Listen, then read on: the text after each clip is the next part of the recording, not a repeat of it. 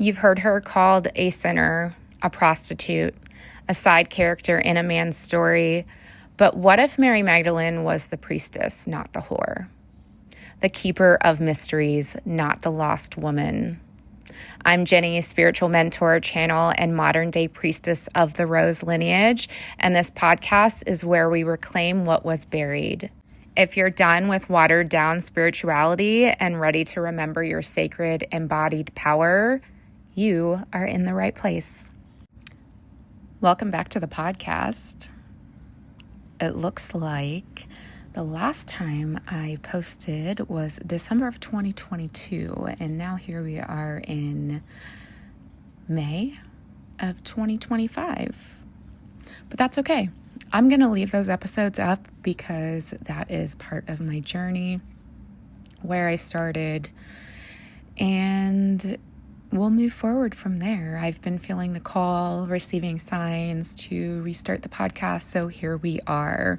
Welcome back. I'm Ginny, a priestess, channel, mentor, and a spiritual midwife for women walking the path of awakening and reclamation. I help women remember who they are through the wisdom of their bodies, the shadow, and the sacred feminine. So this is a space where we talk raw truths, deep soul remembrance, and the real work of spiritual evolution. You may notice that the podcast now is going to be a bit deeper, a bit more embodied than the first few episodes that I had posted almost 3 years ago. Today, we're diving into a topic that's been twisted, buried, and misinterpreted for centuries. Mary Magdalene, the whore, the witch, the wife.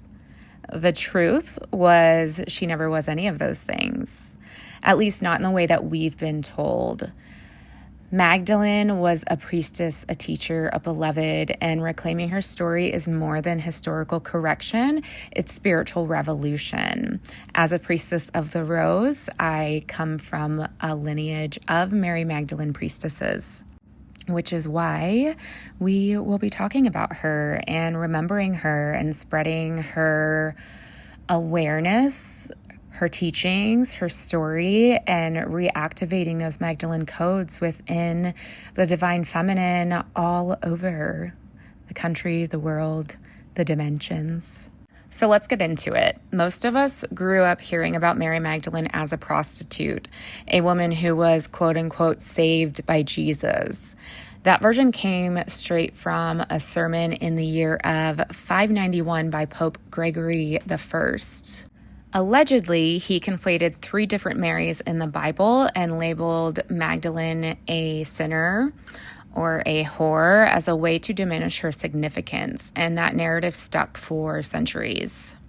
But it's not in the actual Gospels. In fact, when you look at the Gnostic texts, these are texts that were buried over a thousand years and rediscovered in 1945. Near Nag Hammadi, you get a very different picture. There is an actual Gospel of Mary. And in the Gospel of Mary, Magdalene is portrayed as Yeshua's most beloved disciple. She receives teachings the others didn't. She understands him in a way that they couldn't. The Pistis Sophia shows her as a spiritual authority. The other disciples literally complain that she's talking too much, and Yeshua defends her. So the question is, why was her voice erased? And what happens when we let it rise again? So let's talk about Mary as an initiate and a teacher. Mary Magdalene wasn't just close to Yeshua, she was his spiritual equal, his divine counterpart. They practiced what's called eros gamos, or sacred union, maybe even sacred marriage. And this wasn't just about sex. It was a deep embodied alchemy between the masculine and the feminine, within and without. So very deep intimacy that wasn't only physical, but also very energetic. Mary was trained in the temples, likely Egypt, likely lineage teachings from Isis, who is also a Rose lineage guide. She knew how to work with energy, with anointing oils, with the body as a temple. She wasn't following Jesus, she was walking with him. So let's think about that. The woman we were taught to pity was actually a keeper of mysteries, a vessel of the divine feminine, a teacher in her own right. Mary Magdalene was the embodiment of feminine Christ consciousness, and that's what threatened the early church the most. So why does this matter now? Because women are waking up. We are remembering our voices, our bodies, our knowing.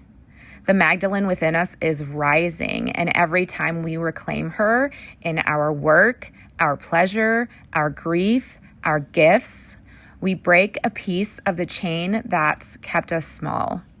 In my work with the Priestess Path, I've watched women step into their power just by speaking what they've always known.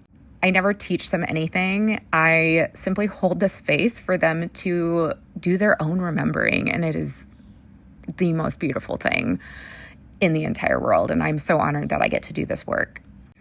But I've watched these women step into their power by speaking things that they've always known, just by feeling what they were told was too much, what they were led to believe they needed to dim. Mary Magdalene is not some distant figure. She's a frequency that we carry. So I want to ask you, where have you silenced your own Magdalene?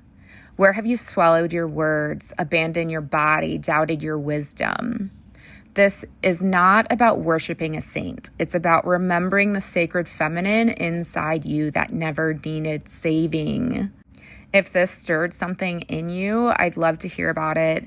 DM me on the socials, leave a comment, or send an email. This conversation is ongoing. And I will leave you with a few journal prompts for this episode. Go ahead and grab your pen or make a note of it. The first one is, where have I believed I needed saving? The second, did you just hear my Alexa go off? I think that's the angels or Mary confirming. This is what we need to be doing. This is what we need to be looking at. The second journal prompt, what part of me has been silenced? And what would she say if I let her speak? And your third and final journal prompt, what does the Magdalene within me look like, sound like, feel like?